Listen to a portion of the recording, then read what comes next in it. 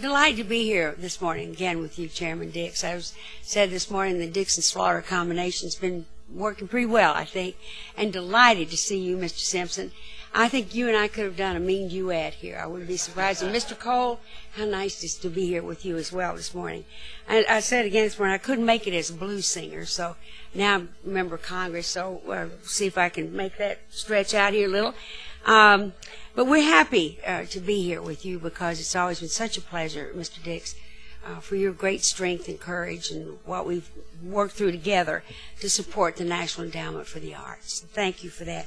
It's a pleasure to work with you every single year, and I appreciate all your efforts, but I especially want to thank my co-chair this morning, Congressman Platts, for joining me. Congressman Platts is from Nebraska. He's been really quite a leader. We're planning some great things to do together, and I'm delighted to have him as co-chair. But thank you all for your help in getting the $50 million for arts this year. I think that a lot of people learned a lot about what arts mean to the United States during that debate. As you recognize, our creative industries have not been immune to the ongoing economic crisis. In fact, they have been particularly hard hit.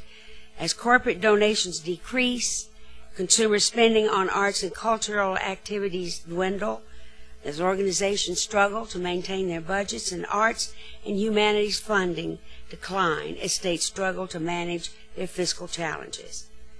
The NEA funding is being used to directly support employees' positions that are critical to an organization's artistic mission and that are in jeopardy or have been eliminated as a result of the current economic climate.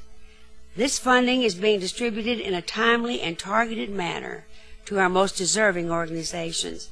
And again, Mr. Dix, I deeply appreciate all of your efforts to ensure that they get the proper recognition they deserve. As our nation continues to shift from an industrial manufacturing economy to one based on ideas and information, the cities and states increasingly recognize that the arts and culture are important economic assets.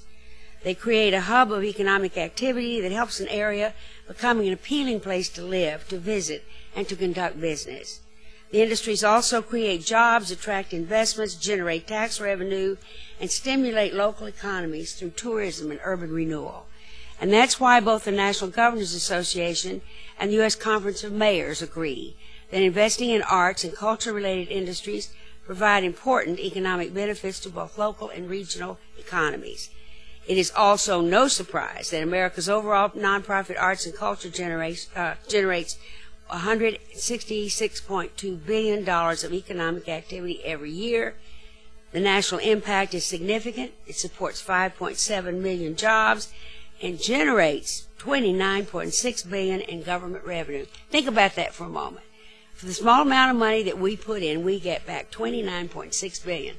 Art more than pays its way. We are not giving gifts to anybody. We are helping to support something that means so much to the economy of our country. Increasing funding is a proven mechanism to help facilitate the regional economic growth. The NEA is the largest national source of arts funding in the United States, and 40% of all NEA program funds, approximately $47.8 million in fiscal 2008, are distributed directly to state art agencies, ensuring that federal funding reaches every state in the country. Moreover, in fiscal year 2008, the NEA awarded nearly $122 million through more than 2,200 grants reaching all 435 congressional districts. And while the budget represents less than 1% of total arts philanthropy in the United States, the NEA grants have a powerful multiplying effect, with each grant dollar typically generating 7 to 8 times more money in matching grants.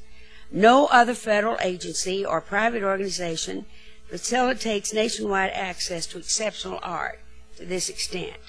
In the late 80s and early 90s, Congress funded the NEA at $170 million to carry out its mission to support excellence in the arts and ensure that all Americans have access. But the NEA's funding was slashed in 1995 and 96 and has never really recovered from the 40% budget cut that it sustained. 2008 was a breakthrough year for the arts as the NEA received nearly $20 million increase in funding thanks to your hard work, Mr. Chairman. We all appreciate the $10 million increase for the NEA in fiscal 2009.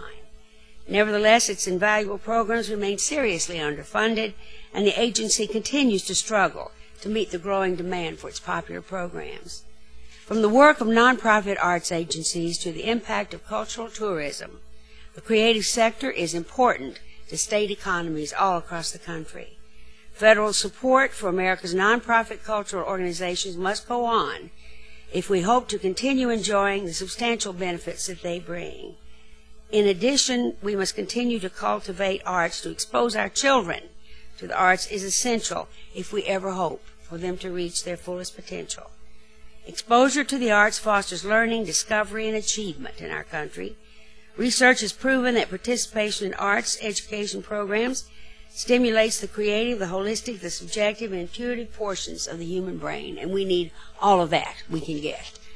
Employers today in America and abroad are looking for creative and dynamic young men and women to fill their rosters. Learning through the arts reinforces crucial academic skills in reading, language arts, and math. Just as important, learning through the arts gives young people the skills they need to analyze and synthesize information and to solve complex problems. Educating children early and continuously in the arts will prepare them for work in today's innovative and creative post-industrial society. But these instrumental benefits are not what ultimately draw people to the arts. People seek experience with the arts for emotional and cognitive stimulation. We know the transformative power of a great book, a painting, or a song. A work of art can evoke extraordinary feelings of captivation, deep involvement, amazement, and even wonder. The evocative power is so rare in a world where we tend to grasp things almost exclusively in terms of their relationships to practical needs and purposes.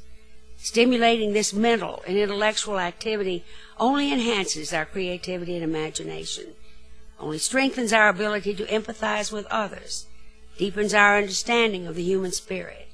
In today's globalized world, these factors cannot be ignored.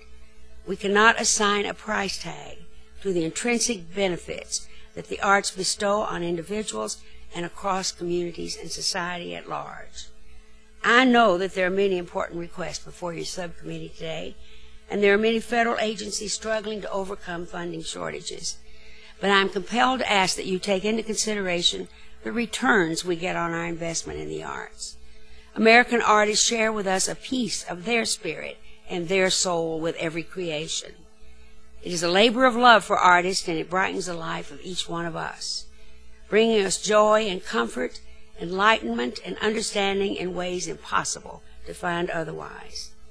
The arts and the artists of America are our national treasure, what this great nation needs, deserves, and must support, as do other nations around the globe.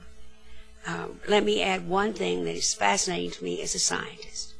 I have learned that the only doctors who really understand and know what they're hearing in a stethoscope are doctors who studied music. So the next time you have to have a physical, ask the doctor if they could play a little piano or sing a little song first. We would do it, wouldn't we, Mike? Thank you very much for the opportunity to testify before all of you today, and thank you for your support.